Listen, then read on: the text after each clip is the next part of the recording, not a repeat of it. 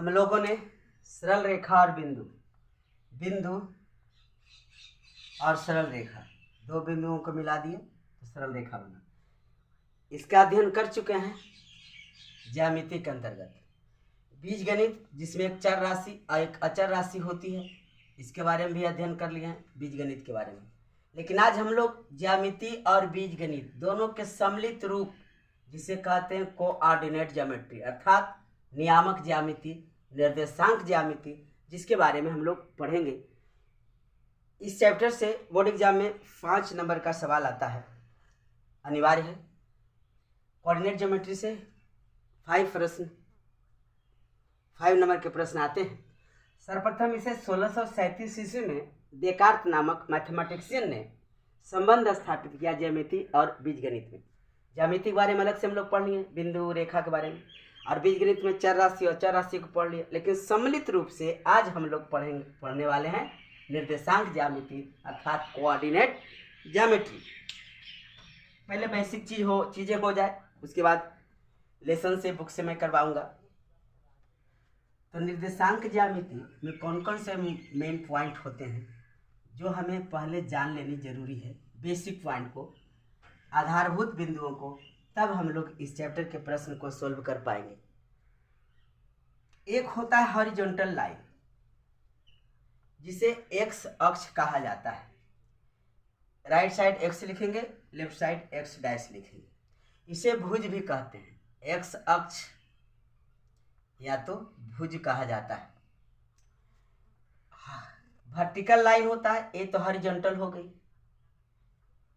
क्षैतिज कतार, ये क्षैतिज हो गई। ये क्षैतिज जो है वह भुज कहलाता है, एक्स अक्ष कहलाती है। और जो वर्टिकल है इसे हॉरिजॉन्टल भी अंग्रेजी में कह लेंगे, हॉरिजॉन्टल। और जो वर्टिकल होती है, वर्टिकल उदग्र ऊर्ध्वाधर, उसे हम बाई और वाई डैश से सूचित करते हैं। यानी ये वाई अक्ष है, इसे कोटि कहा जाता है। ये दोनों भुज और कोटि अर्थात एक्स अक्ष और वाई अक्ष जहां मिलता है उसे मूल बिंदु कहते हैं। मूल बिंदु जहां मान 0,0 होता है, 0,0। मूल बिंदु का निर्देशांक क्या हो गई? मूल बिंदु का निर्देशांक 0,0 होता है। लेफ्ट साइड एक्स अक्ष को दर्शाता है और राइट वाला टर्म वाई अक्ष को सूचित करता है। अब हम इस पर समझते हैं आगे।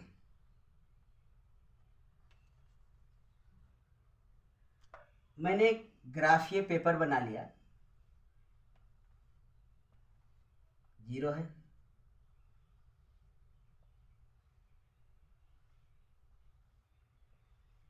जीरो से राइट साइड बढ़ते हैं तो पॉजिटिवली मान बढ़ता जाता है यानी धनात्मक। 0 से लेफ्ट साइड आते हैं तो नेगेटिव मान घटता जाता है। -1 बड़ा है -2 से, तो मान डिक्रीज होगा और राइट साइड इंक्रीज होगा। इसे तो आप लोग समझते होंगे, 3, 4, 5, 6 क्लास में पढ़ चुके हैं। अब मैं जब ऊपर की ओर बढ़ूंगा, मूल बिंदु से ऊपर की ओर बढ़ूंगा, वाई अक्ष के मूल बिंदु से ऊपर की ओर बढ़ूंगा तो धनात्मक होगा, मान बढ़ता जाएगा। और जब मूल बिंदु से नीचे की ओर आऊंगा बाई अक्ष पर, तो मान है जो घटता जाएगा, नेगेटिव में माइनस घटता जाएगा। मूल बिंदु से एक्स अक्ष पर दाहिनी ओर बढ़ेंगे तो मान बढ़ता जाता है, और मूल बिंदु से बाईं ओर एक्स अक्ष पर जब जाते हैं तो मान घटता जाता है। इस प्रकार आप लोगों ने देखा कि इस पूरे चौकोर भाग को, सरफेस को 4 भागों में बांट दिया गया है। 4 भागों में बांट दिया गया है। तो ए वाली भाग को इस प्रकार से घूमेगा, याद रखिएगा, ऐसा नहीं घूमेगा। इस भाग को कहते हैं फर्स्ट क्वाड्रेंट। फर्स्ट क्वाड्रेंट अर्थात प्रथम चतुर्थांश, इसे कहा जाता है प्रथम चतुर्थांश, या तो कभी कभी आपको मिल जाएगा प्रथम पाद। प्रथम पाद,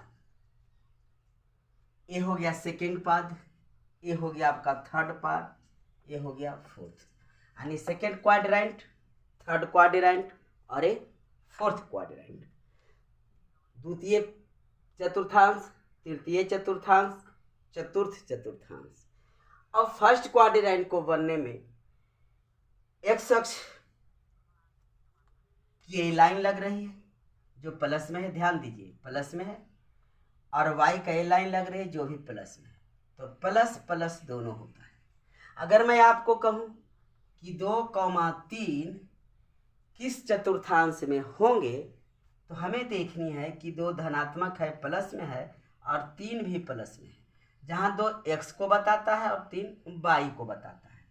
तो दोनों प्लस में है, तो दोनों प्लस का मतलब हो गया प्रथम क्वाड्रेंट में होगा, प्रथम चतुर्थांश में होगी, प्लस और प्लस। अब देखिए द्वितीय पाद को बनाने में कौन कौन सी भुजाएं लग रही है। पहले एक्स की बात चलेगी, एक्स देखिए माइनस में है और वाई प्लस में है, तो माइनस और प्लस, जहां एक्स का मान नेगेटिव होगा और वाई का मान पॉजिटिव होगा, ऋणात्मक और धनात्मक, तो समझ जाइए कि दूसरे चतुर्थांश में है, द्वितीय चतुर्थांश में है, यानी सेकेंड क्वाड्रेंट में है।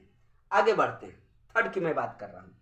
थर्ड को बनाने में पहले एक्स के बारे में सोचना, एक्स देखिए माइनस में आ गई और वाई भी माइनस में हो गई, तो -1 माइनस कॉमा माइनस, थर्ड चतुर्थांश यानी तृतीय क्वाड्रेंट का, थर्ड क्वाड्रेंट का माइनस माइनस होता है। अर्थात अगर मैं बोलूँ -3, -4 किस पाद में है, किस चतुर्थांश में है, तो आप आंख बंद करके बोलिए थर्ड में होगा, क्योंकि थर्ड पार्ट को बनाने में एक्स का माइनस लगा है और वाई का भी माइनस लगा है।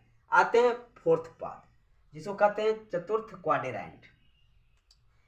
एक्स की बात चलेगी पहले, पॉजिटिव है, वाई की बात चलेगी नेगेटिव है, क्योंकि आपने देखा कि इस भाग को बनाने में एक्स का लगा है जो प्लस में है, वाई का लग रहा है जो माइनस में है।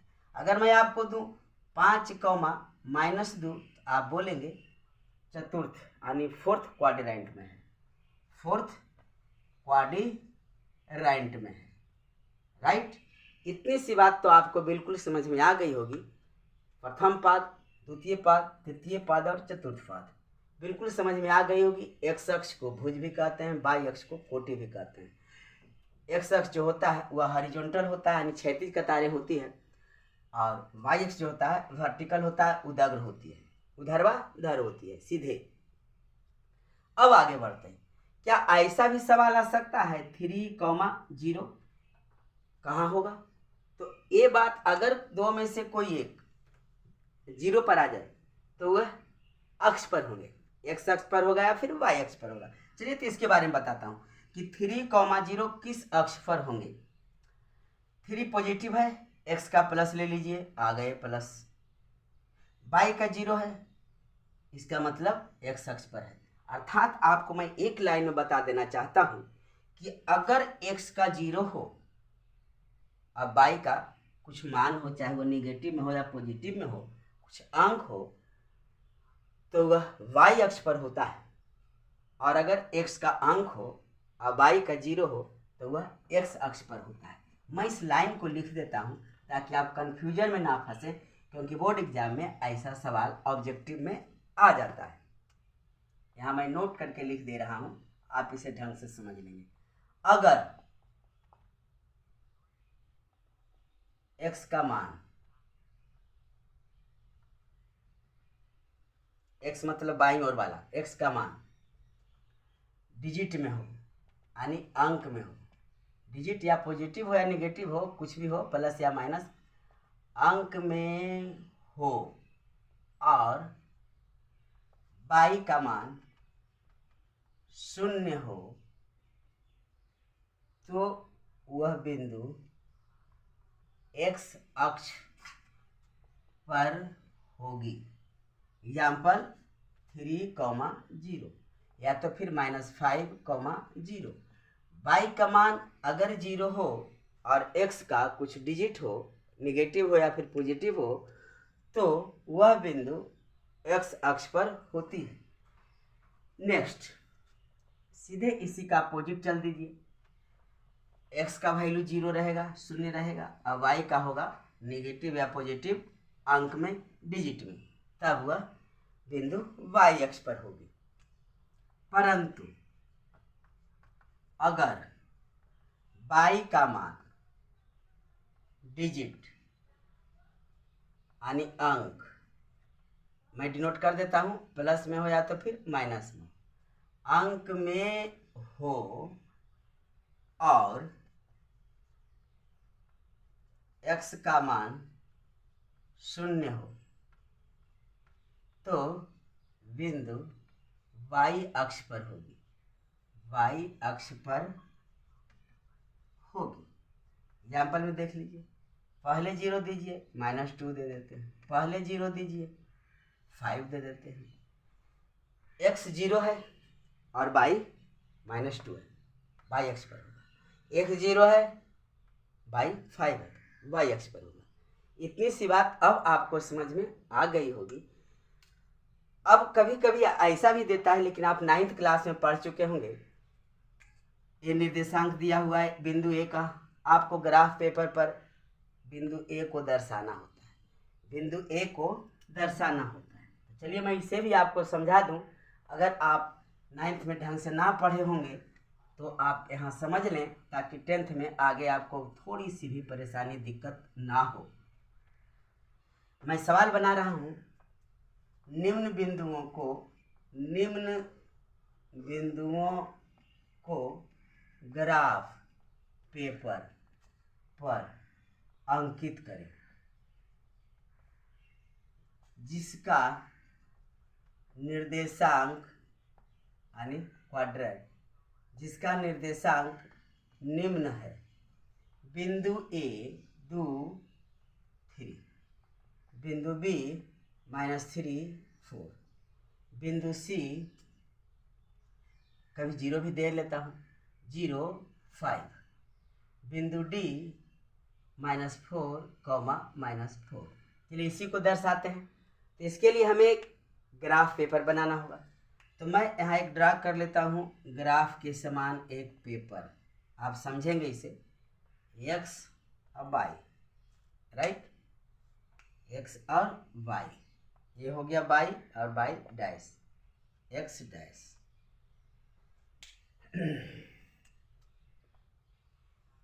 मैं ग्राफ पेपर बना रहा हूँ और कुछ ना कर रहा हूँ।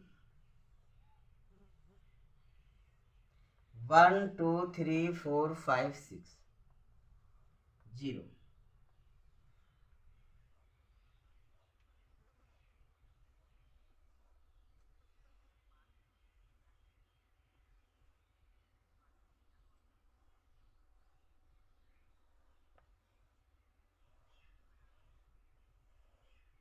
-1 -2 -3 -4 -5, 1 2 3 4 5 6, -1 -2 -3 -4 -5। चलिए शुरू करते हैं। ए बिंदु जो है उसका निर्देशांक दिया होगा 2, 3, ध्यान से देखिए, x की जगह पर 2 +2 है। चलिए x अक्ष पर मैं 2 ढूंढूंगा, मुझे मिल गई। y का 3 है जो कि पॉजिटिव है, प्लस में है, ऊपर बढ़ना है, प्लस में रहे ऊपर बढ़ना है, y अक्ष पर ऊपर बढ़ना है, और माइनस में रहे तो y अक्ष पर नीचे बढ़ना है। ऊपर बढ़ते हैं 3, 1 2 3, बिंदु मिल गई हमें यहाँ पे। यह है हमारा a, बिंदु a जिसका निर्देशांक है 2, 3 बन गई। क्लियर। b है -3 और 4। चलिए तो x अक्ष पर -3 को खोजेंगे, तो माइनस में है तो x अक्ष पर हमें 0 से बाईं ओर बढ़ना पड़ेगा, 0 से बाईं ओर बढ़ना पड़ेगा तब हमें माइनस मिलेगा। चलिए बढ़ गए, -3 मिल गई। और y जो है पॉजिटिव में है 4, 1 2 3 4, यहाँ बिंदु हमारा b है, ये बिंदु हमारा b है जिसका निर्देशांक -3, 4 है। चलिए b का बिंदु मिल गया। अब आते हैं c का। c का है 0 और 5। चलिए मूल बिंदु पर हमने देख लिया x का वैल्यू क्या है, 0 है। x का वैल्यू को मैंने पकड़ लिया, अपनी उंगली को मैं रख लिया हूँ, x का 0 और y का क्या है 5, वो भी प्लस में। ऊपर जाएंगे 1 2 3 4 5। चलिए बिंदु मिल गई हमें, बिंदु c, निर्देशांक है 0, 5। बिंदु d को देखते हैं, तो दोनों माइनस में, -4, -4। x के लिए -4 है तो मूल बिंदु से हम लेफ्ट साइड बढ़ेंगे, -4 हमें मिल गई। y के लिए -4 है, नीचे बढ़ना होगा y पर, 1 2 3 4। ये हो गई बिंदु बी। निर्देशांक इसका है -4, -4। आई होप आपको अब बात बिल्कुल समझ में आ गई होगी। अब यहाँ से देखना है क्या इन चारों बिंदुओं को मिलाने पर हमें कुछ प्राप्त होती है। जी बिल्कुल होती है। वो क्या है? चतुर्भुज। वो क्या है? चतुर्भुज। तो हम लोग क्लास 10th में ही चतुर्भुज का क्षेत्रफल निकालना जानेंगे जब उसका चारों शीर्षों का निर्देशांक दिया हुआ हो।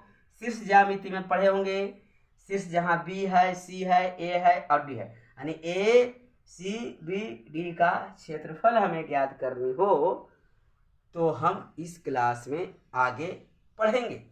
अभी तो मैं आपको बेसिक से चल रहा हूँ। फर्स्ट लेसन आप 10th क्लास के बुक में भी देखेंगे, चाहे वह किसी भी प्रोफेसर का हो, NCERT हो, कैसी सिन्हा हो, किसी का भी हो, पढ़ना तो वही होता है। प्रोफेसर कुछ हो, RD शर्मा हो, कुछ भी हो, RS अग्रवाल हो, किसी भी प्रोफेसर का बुक हो, पढ़ना तो वही हमें।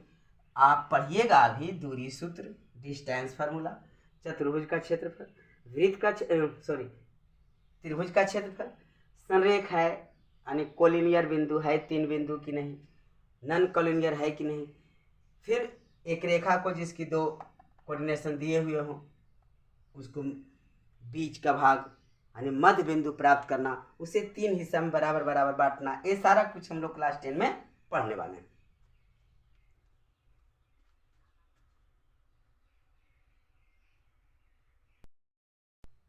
अब हम लोग आगे केसी सिन्हा मैथ से एक्सरसाइज 7.2 का करेंगे।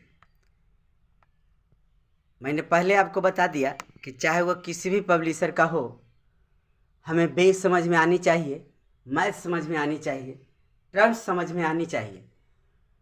क्वेश्चन है बिंदु युग्मों के बीच की दूरी ज्ञात करें।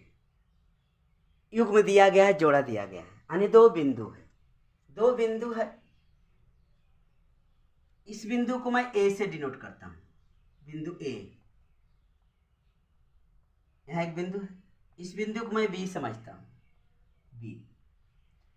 तल है, नीचे ऊपर दाएं बाएं किधर भी हो सकता है। तो ए से बीच की दूरी निकालने के लिए कहा गया है ए से बी की दूरी बोलिए या तो फिर बी से ए की दूरी बोलिए।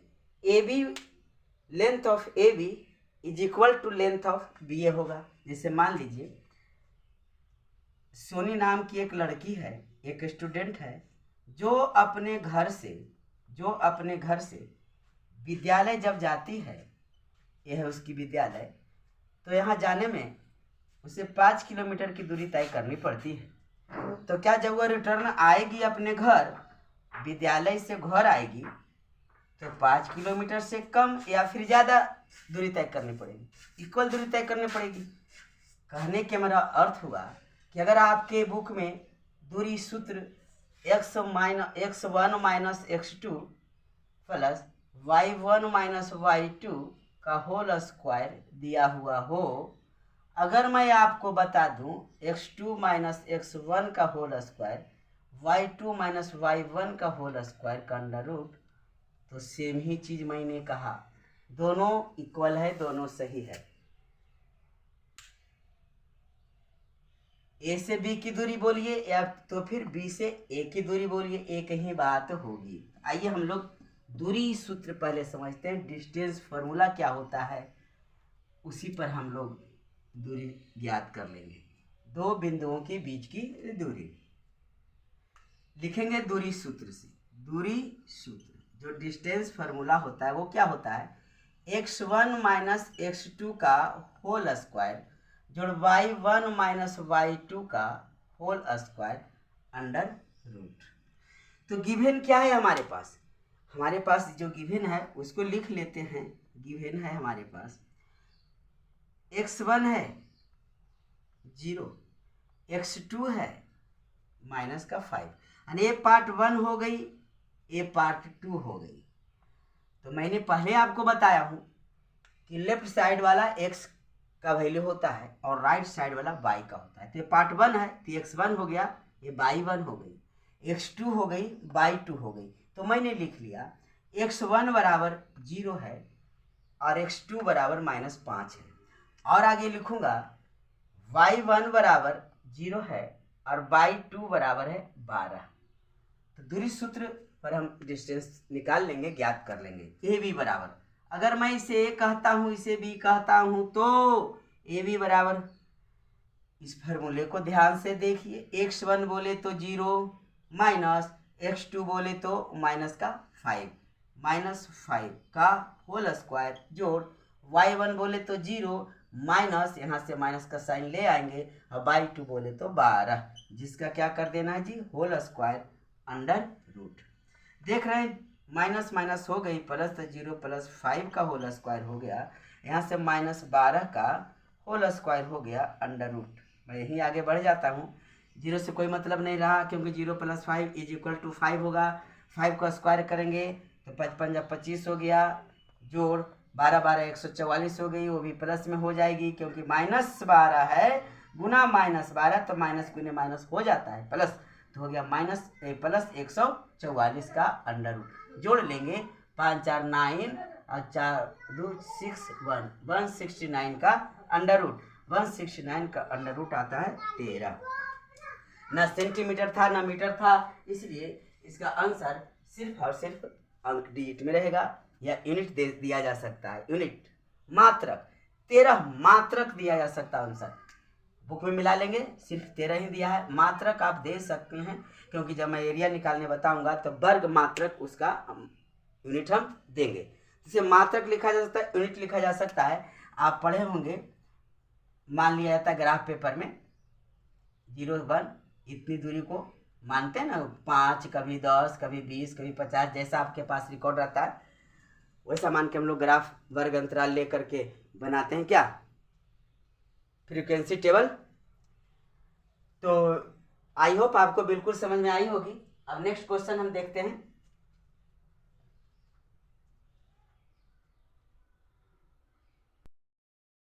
क्वेश्चन फर्स्ट का सेकंड पार्ट है 4,5 माइनस 3,2, x1 बराबर 4, x2 बराबर -3, y1 बराबर 5, y2 बराबर 2। इस बात को बिल्कुल समझिए, पार्ट 2 है आपका, ये पार्ट 1 है, x1 है और y1 है, x2 है y2 है। देखिए y2, यहाँ से x2, x1, ये हो गया आपका y1। समझ में आ रहा है? दूरी सूत्र का प्रयोग करेंगे, दूरी सूत्र लिखते चले जाएंगे, हर एक प्रश्न में सूत्र आप लिख लेंगे एग्जाम में। दूरी सूत्र क्या कहता है, x1 माइनस x2 का होल स्क्वायर जोड़ y1 माइनस y2 का होल स्क्वायर अंडर रूट। अगर आपको कैलकुलेशन आती है तो आप बिल्कुल समझ गए होंगे, किसी भी प्रकार का कोई सवाल दे दे, दूरी सूत्र, दूरी ज्ञात करना, डिस्टेंस ज्ञात करना, तो आप आराम से इसे बना लेंगे। x1 जहाँ 4 है माइनस x2 जहाँ -3 है, -3 का होल स्क्वायर जोड़ y1 जहाँ 5 है और y2 जहाँ 2 है का whole square under root. Minus minus हो गया प्लस, तो 4 3 हम लिखेंगे 7 का होल स्क्वायर प्लस 5 में से 2 गया 3 का होल स्क्वायर अंडर रूट। 7 7 हो गया 49 और 3 तिया हो गया 9, 7 7 49 और 3 तिया हो गया 9 अंडर रूट। 9 दूनी 18 के 8 हाथ में 1 4 1 5 अंडर रूट 58 ही आंसर कंप्लीट है। आई होप बिल्कुल समझ गए होंगे। क्वेश्चन नंबर 3, क्वेश्चन फर्स्ट का ही पार्ट 3 को देखते हैं।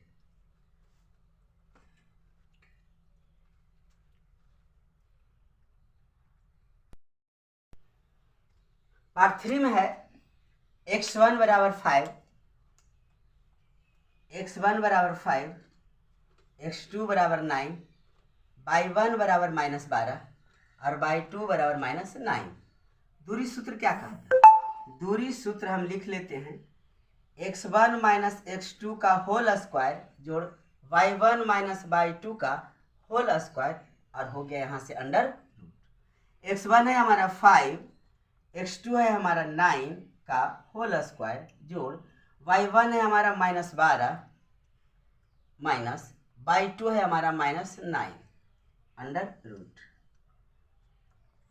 5 से 9 चला गया यानी इसका साइन बड़ा रहेगा। 9 में से 5 घटाइए, लेकिन साइन माइनस में देना होगा, तो 5 4 9 -4 हो गई, जिसका क्या हो जाएगा होल स्क्वायर।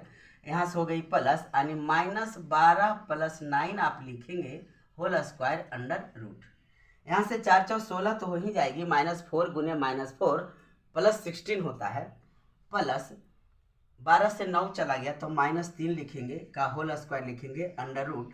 तो 16 + 3 × 9 अंडर रूट। 16 9 हो जाता है 25, अंडर रूट आ जाता है 5, जो कि आपका आंसर कंप्लीट हुआ। अगर मैंने कहा कैलकुलेशन आता है अच्छी ढंग से तो आप आराम से बना सकते हैं, आपको बिल्कुल समझ में आ रही होगी, थोड़ी सी भी परेशानी नहीं होगी। पार्ट 4 को देखते हैं। पार्ट 4 है -3, 4, 3, 0। दो बिंदु दिया गया है।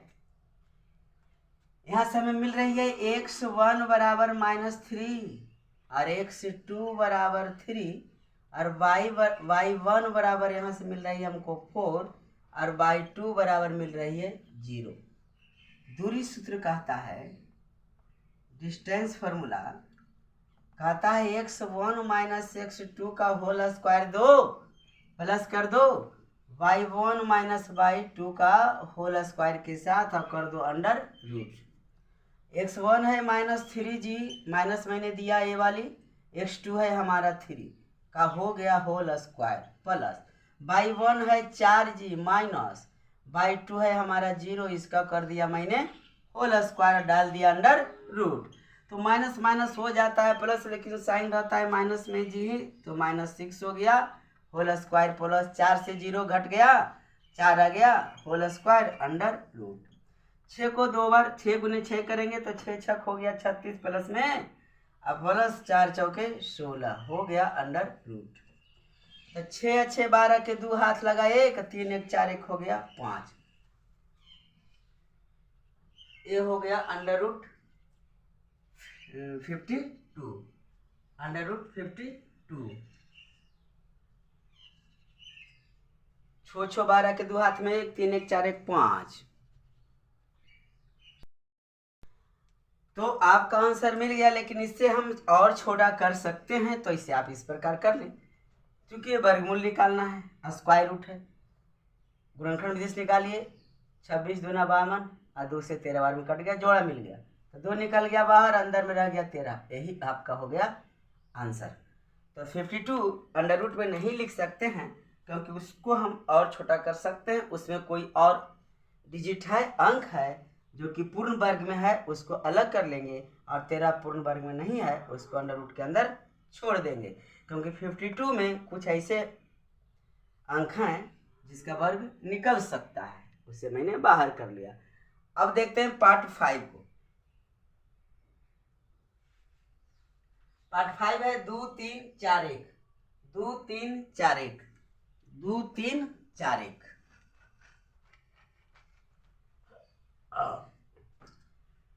पार्ट 5 2, 3 4, 1, 2 3 4 1। अब आंसर पर मत जाइए, आराम से बनाइए जो आपका ढंग से बनता है with formula. x1 2, x2 4, y1 3, y2 1। दूरी सूत्र लगा देंगे।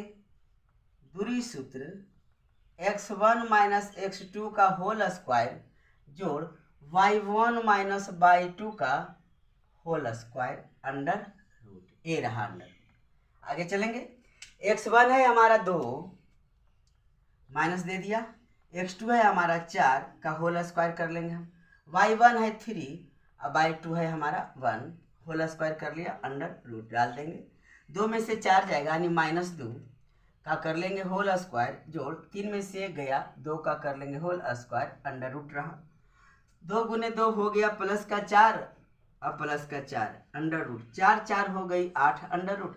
तो क्या अंडर रूट 8 हम लिख सकते हैं, उससे भी निकलेगा, गुणनखंड विधि से हम इसे हल कर लेंगे। 2 चौके 8 और 2 दूनी 4, यहाँ पेयर मिल रही है, तो बाहर निकल गया, अंदर रूट के अंदर रह गया 2, तो 2√2 फाइनली इसका डिस्टेंस हमें मालूम हो गया। तो पार्ट 5 कंप्लीट हुई। पार्ट 6 को देखते हैं। पार्ट 6 भी है, हाँ है। A B comma minus A minus B, A B comma minus A minus B.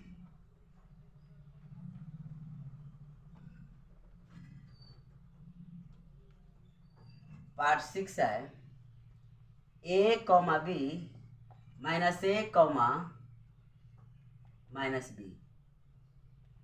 दो बिंदु है आपका ए बी और माइनस ए माइनस बी है, दोनों के बीच की दूरी ज्ञात करना है। तो यहाँ से हमें क्या मालूम पड़ रहा है कि x1 बराबर ए दिया हुआ है, x2 बराबर माइनस ए है, और y1 बराबर b है, और y2 बराबर है माइनस बी। हम दूरी सूत्र लगा देंगे। दूरी सूत्र x1 माइनस x2 का whole square plus y1 minus y2 का होल स्क्वायर, ये रहा आपका अंडर रूट। x1 जहाँ a है माइनस x2 हमारा माइनस a है होल स्क्वायर, जोड़ y1 हमारा b है माइनस y2 हमारा माइनस b है का होल स्क्वायर अंडर रूट। आगे देखते हैं। माइनस माइनस है तो माइनस माइनस प्लस हो गया, ए प्लस हम ए लिखेंगे, यहाँ साइन प्लस हो गया जी, ध्यान देना है। का होल स्क्वायर जोड़, यहाँ भी वही बात होगी, बी प्लस बी का होल स्क्वायर अंडर रूट। आगे बढ़ते हैं। ए प्लस ए 2a हो गई, अब प्लस यहाँ से 2b हो जाएगा, लेकिन इसका होल स्क्वायर है और इसका भी आपका होल स्क्वायर है, और डाला हुआ आपका अंडर रूट। तो दो दूनी 4a स्क्वायर जोड़ 4b स्क्वायर का अंडर रूट दिया हुआ है। अब यहाँ ध्यान देने वाली बात है कि बीच में प्लस है, अगर गुना के फॉर्म में होता था 4 4 16 करते, लेकिन बीच में प्लस है तो फिर इसे किस प्रकार से हम आगे हल करेंगे, इसे हम किस प्रकार से हल करेंगे। तो इसके अंदर ही अगर हम 4 कॉमन ले लें तो अंदर बच गया ए स्क्वायर प्लस बी स्क्वायर।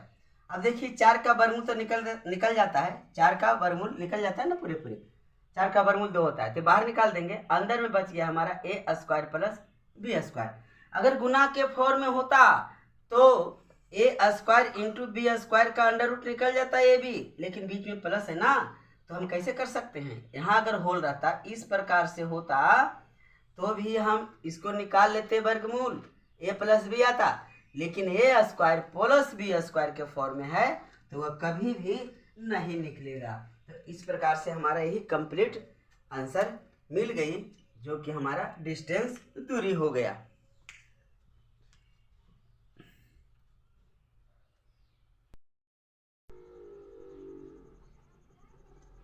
प्रश्न संख्या सेकंड है, जांच करें कि बिंदुएं 1 कॉमा माइनस ए। मान लेते हैं, माना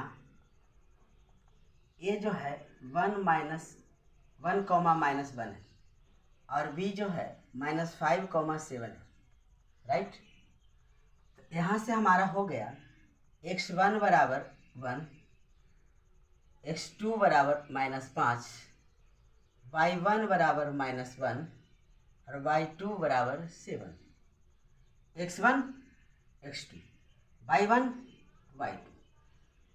तो क्वेश्चन है कि बिंदु ए और बिंदु बी, बिंदु ए का निर्देशांक दिया हुआ 1 कॉमा -1 और बिंदु बी का निर्देशांक दिया हुआ -5 कॉमा 7, इसके बीच की दूरी, और हम अब सी डी ले लेंगे, सी और डी ले लेंगे।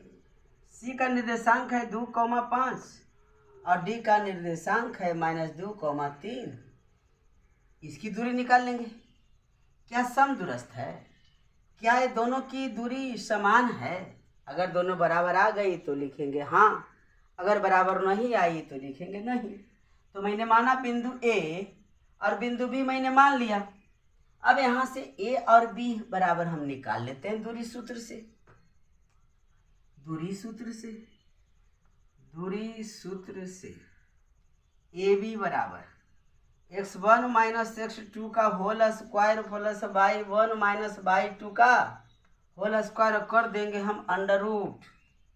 x1 है हमारा 1 माइनस x2 है -5 कर देंगे होल स्क्वायर। y1 है -1 माइनस y2 है हमारा 7 कर देंगे होल स्क्वायर अंडर रूट। 1 + 5 हो गया 6 का स्क्वायर जोड़ -8 का स्क्वायर अंडर रूट। 6 छक 36 जोड़ 8 8 64 अंडर रूट। 6 4 10 के 0, 6 3 9 1 10 अंडर रूट बराबर 10 आ गया। ए भी बराबर 10 हो गई। अब हम सी डी निकाल लेंगे। अगर सी डी बराबर भी 10 आ गई तो हम कहेंगे कि सम दुरुस्त है। अगर नहीं आई तो हम बोलेंगे नहीं। तो ए भी बराबर आ रहा है कितना 10 यूनिट। ए भी बराबर आ रहा है 10।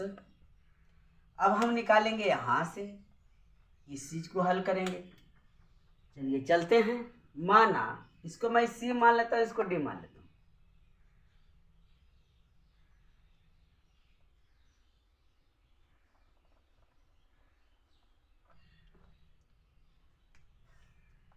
सी बराबर है आपका -2.5 और डी है -2.3।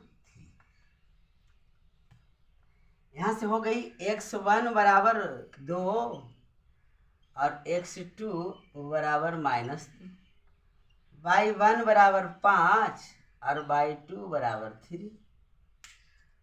निकालेंगे सी डी बराबर। सी डी बराबर x1 माइनस x2 का whole square y1 minus y2 का whole square under root. x1 जहाँ हमारा 2 है माइनस x2 हमारा -2 है होल स्क्वायर, y1 हमारा 5 है और y2 हमारा 3 है होल स्क्वायर कर देंगे। यहाँ से हो गया प्लस, तो 2 + 2 हो गया 4 का स्क्वायर, 5 से 3 चला गया 2 का स्क्वायर अंडर रूट। समझ में आ रहा है? माइनस माइनस हो गई आपकी प्लस, तो 2 + 2 हो गया 4। 4 × 4 = 16, 2 दूनी 4 अंडर रूट। 16 4 हो जाता है 20 अंडर रूट। अगर इसका हम निकालते भी हैं तो आ जाता है कितना 2 अंडर रूट 5। 2 अंडर रूट 5 तो हम लिखेंगे A B not equal C D, इसलिए समदुरस्त नहीं है। समदुरस्त नहीं है। कंप्लीट आपका आंसर मिल गया क्वेश्चन नंबर 2 का। प्रश्न संख्या 3 में 3 पार्ट दिए गए हैं, 3 क्वेश्चन है। फर्स्ट है ए का मान ज्ञात करें यदि a,2 और 3,4 के बीच की दूरी 8 है। बहुत ही आसान सवाल है लेकिन बहुत ही इंपॉर्टेंट सवाल है। बहुत ही आसान और बहुत ही इंपॉर्टेंट सवाल है। चलिए हम चलते हैं यहाँ से कि x1 बराबर हमारा a है और x2 बराबर हमारा 3 है, y1 बराबर 2 है और y2 बराबर हमारा 4 है और बीच की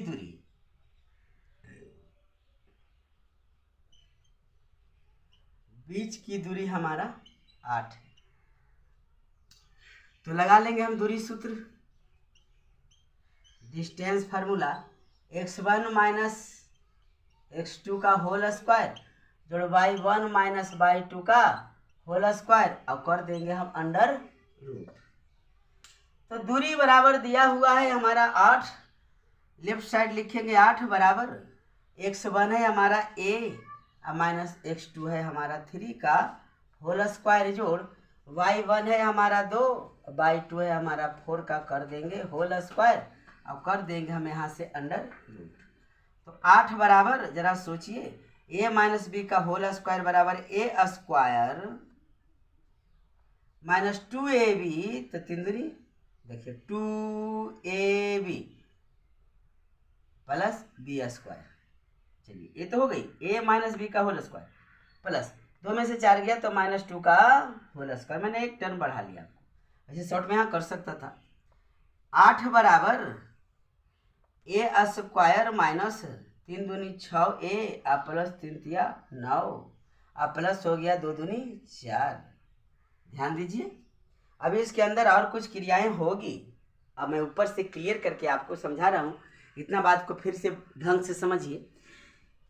अगर मैं इसे मान लूँ ए, बिंदु ए, देखिए बिंदु ए है जिसका नियामक दिया हुआ है a,2, x का मान यहाँ पर नहीं है, x1 का मान नहीं है, x1 का मान ही निकालना है।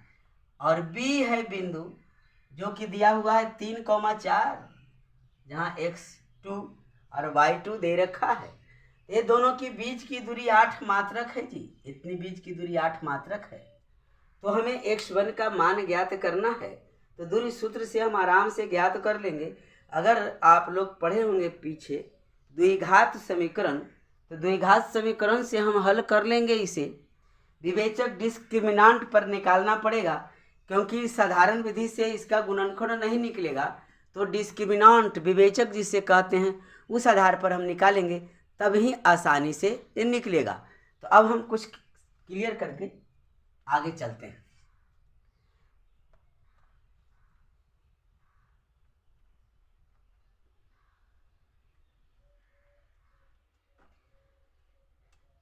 आठ बराबर, मैं यहाँ से चल रहा हूँ, a² -6a और 9 4 हो गई +13 का √। अब देखिए हम कैसे सरल करेंगे, तो आपको सोचना है कि √ को हटाने के लिए हमें दोनों ओर करना पड़ेगा वर्ग। मैंने कर दिया, दोनों ओर वर्ग लिख देंगे दाईं ओर, दोनों तरफ बोले तो LHS और RHS दोनों तरफ वर्ग करने पर लिखना पड़ेगा जी हर हाल में। 8 8 64 हो गया लेफ्ट साइड, यहाँ से कैंसिल हो गया a² -6a और +13 बच गया जी। 64 को राइट साइड भेज लेते हैं हम, तो हमारे पास आ जाएगी a² -6a +13 -64 बराबर 0, यानी a² -6a -64 में से 13 को हम लेंगे घटा, तो आ गया 51 बराबर 0। अब कहीं से साधारण विधि से आप गुणनखंड निकाल सकते हैं, अगर क्लास 9 तक पढ़ रखे हैं तो बिल्कुल नहीं निकालेंगे। क्लास 10 में द्विघात समीकरण में आप डिस्क्रिमिनांट यानी विवेचक का प्रयोग करते हैं, तो वहां से हम यहाँ का वैल्यू निकालेंगे। तो देखिए क्या होता है विवेचक में, d बराबर होता है b² -4ac। तो सवाल उठता है a क्या है, b क्या है और c क्या है, सवाल उठता है ना, तो हम कर लेते हैं। चूंकि a बराबर होता है जो स्क्वायर है, द्विघातीय है, जो हमारा चर राशि है, वेरिएबल है, उसके गुणांक को कहते हैं। a का गुणांक 1 है जी, तो हम 1 लिखेंगे। और b बराबर होता है a के गुणांक, साइन के साथ लिया जाता है जी, तो -6 होगा। और c बराबर होता है अचर राशि दी, तो -51 लिखना होगा। तो a, b और c हमें मालूम हो गया, तो हम विवेचक निकाल लेंगे ना, आराम से निकाल लेंगे विवेचक। तो चलिए हम पहले d ही ज्ञात कर लेते हैं, विवेचक ही ज्ञात कर लेते हैं। तो b² बोले तो -6 का स्क्वायर, -4a बोले तो 1 और c बोले तो -51, तो 6 छक्का 36 हो गया जी। अब माइनस माइनस गुना करेंगे तो प्लस हो गया जी। 51 चौके हो जाता है 4 5 चौके 20, 204 जोड़ देंगे तो 6 4 10 के शून्य हाथ में 1 और 3 1 4 जी, 240 हो गया। 240 हो गया विवेचक यानी डी बराबर।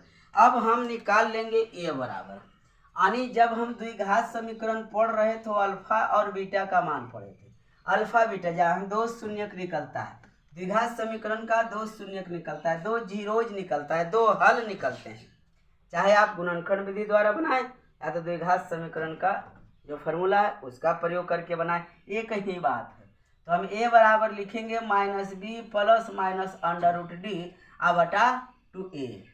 तो माइनस और b है हमारा -6, तो माइनस का हो गया 6 प्लस माइनस √d है हमारा 240 बटा लिखेंगे 2a, a है हमारा 1। तो माइनस माइनस यहाँ गुना के फॉर्म में है तो निकल के गुना होकर हो गया प्लस, प्लस माइनस जरा 240 का निकाल तो लें। 2 1 2, 2 दूनी 4 और 2 6 के 12, 2 से कट जाएगा तो क्यों नहीं हम ऐसा ही छोड़ दें √60। क्योंकि 2 से वो कट जाएगा नीचे, बटा 2 गुने 1 हो गई। आगे बढ़ेंगे, ये दोनों में कॉमन आ जाता है हमारा 2, 3 प्लस माइनस अंडर रूट 60 बटा हो गया यहाँ से 2, ये दो हो गया हमारा कैंसिल, तो आंसर प्राप्त हो गया 3 प्लस माइनस अंडर रूट 60, जो कि हमारा आंसर होगा। हम भी बुक में देख लेते हैं, आप भी मिला लीजिए। बिल्कुल सही है, 3 प्लस माइनस अंडर रूट 60। अगर आप चाहें तो यहाँ से भी और बाहर निकाल सकते हैं, लेकिन ऐसा इसलिए नहीं किया गया क्योंकि हर में 2 बच रहा है और 2 से वो कैंसिल हो जाएगा, तो आराम से हम काट देंगे। वैसे तो 60 को हम निकाल सकते हैं जी, क्यों नहीं। 60 का इसमें और कुछ है जो परिपूर्ण वर्ग में है, 30 15 मिल जाएगा, यानी इसको हम ऐसे भी लिख सकते हैं जी, लेकिन 2 से कैंसिल हो गया ना, ऐसे भी लिखा जा सकता है। लेकिन छोड़िए, ज़्यादा पापड़ बेलने से क्या मतलब है, हमें क्या मतलब है 1100 बोले या 1100 बोले, लेकिन उचित तो होता है 1100 बोलना ना, 1100 नहीं, उचित तो उचित होता है ना। चलिए, आंसर आपका मिल गई। तो क्वेश्चन नंबर 3 का पार्ट 1 हम लोग कंप्लीट किए।